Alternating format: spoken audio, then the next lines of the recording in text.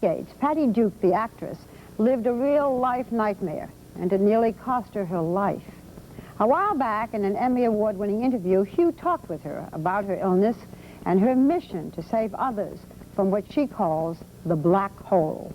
It is her painful story that has helped save many from their pain.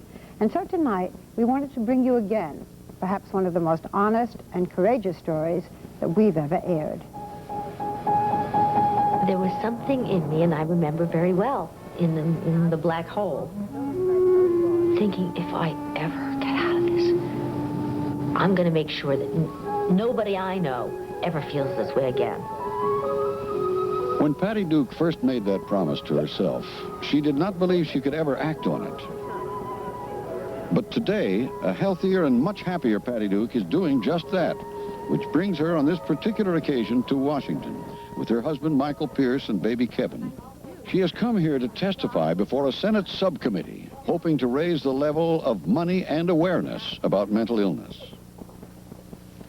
In 1982, I was diagnosed as manic depressive. My mental illness is a genetic, chemical imbalance of the brain. It manifests itself in dramatic mood swings from states of euphoria or agitated, out-of-control highs to disabling, often suicidal lows. From the onset of the symptoms of this illness in my late teens until proper diagnosis and treatment at the age of 35, I rode the wild roller coaster.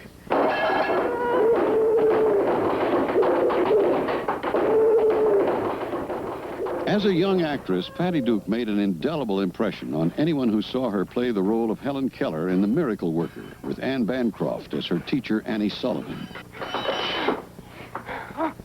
Her extraordinary portrayal of the girl who couldn't see and couldn't hear earned her critical acclaim first on Broadway at age 13 and then in the motion picture.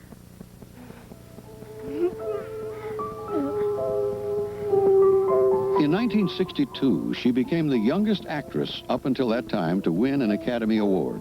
A national celebrity at age 16, she began starring in her own television series, The Patty Duke Show, playing the role of two cousins with very different personalities.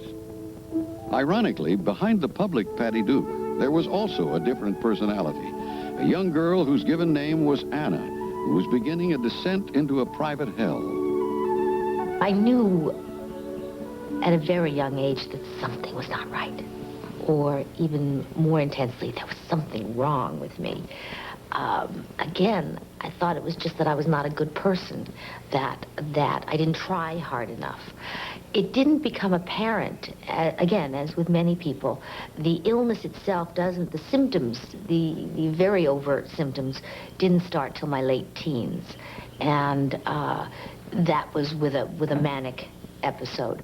Now, when you say manic depressive, the words, the manic is a high and the depressed is a low. What are the symptoms? What kind of things did you find yourself doing when you're in the manic phase of it? In mania, I spent a great deal of money for things I didn't need. Now, that seems a silly symptom, but it's a symptom of the illness. Flights of fancy, meaning almost delusions of grandeur. You feel euphoric. You feel nothing you do has any kind of negative consequence. You can go anywhere, say anything, be anybody you want, marry anybody you want. I married somebody I didn't know for 13 days. I didn't know this man. I sublet my apartment to him, and the next thing I knew, I was in Las Vegas marrying him. And it seemed just sort of okay. It was as if you said to me, would you like a turkey sandwich? And I said, oh, all right, fine. Now, between that part of the cycle and the depressed part, was there a brief interval of what would be normal, or did you crash right away?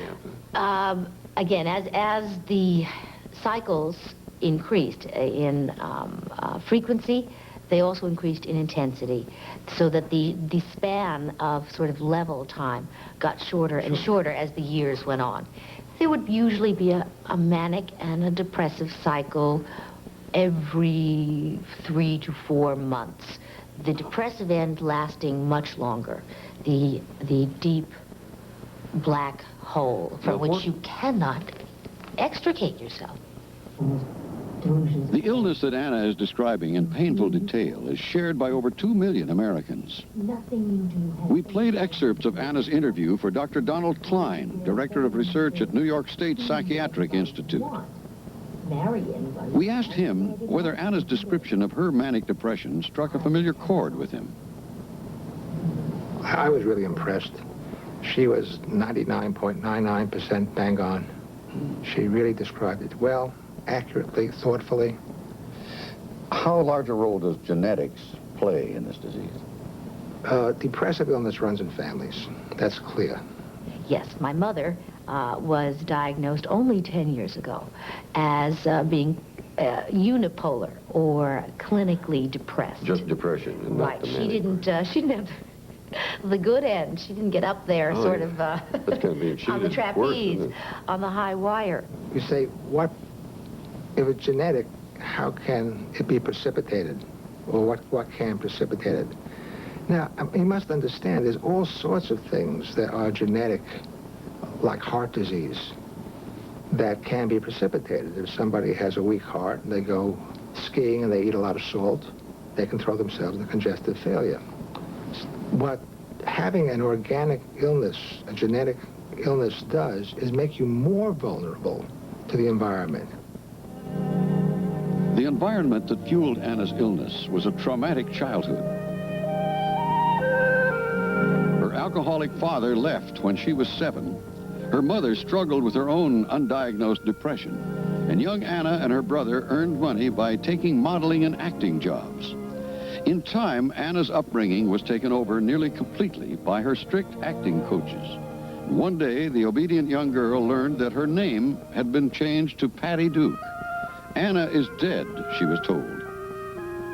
But Anna was very much alive, and from her late teens, when the disease began to assert itself, until she was diagnosed at age 35, she was tossed between euphoric highs and crushing lows.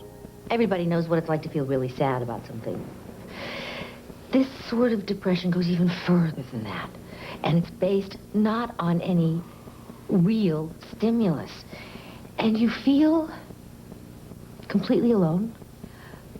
Even if there are people around you telling you that they love you, showing you that they love you, demonstrating support, it's terrible to say, but it's meaningless.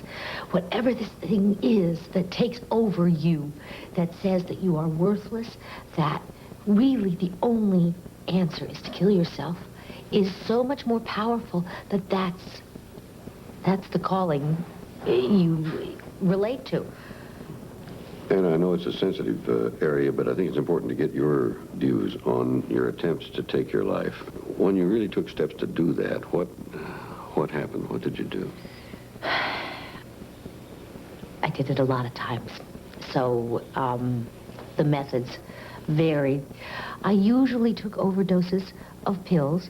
I didn't have pills that could do that because my doctors were aware of my instability, and so I was never given prescriptions like that.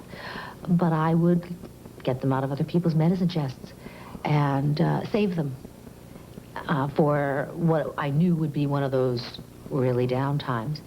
And it usually came after some sort of argument that I had begun either with my husband or children, and my behavior would be so angry and so vicious that I then couldn't live with that guilt, and they were better off without me. And I